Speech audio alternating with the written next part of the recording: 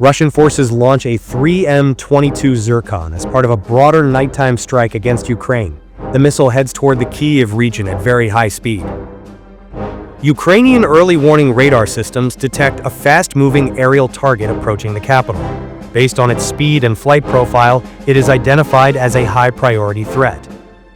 Patriot interceptor missiles are launched and guided toward the predicted interception point using continuous radar updates. The interceptor successfully strikes the incoming Zircon mid-air. The missile is destroyed before reaching its intended target area near Kyiv. Ukrainian authorities confirm the interception and continue monitoring airspace for additional threats.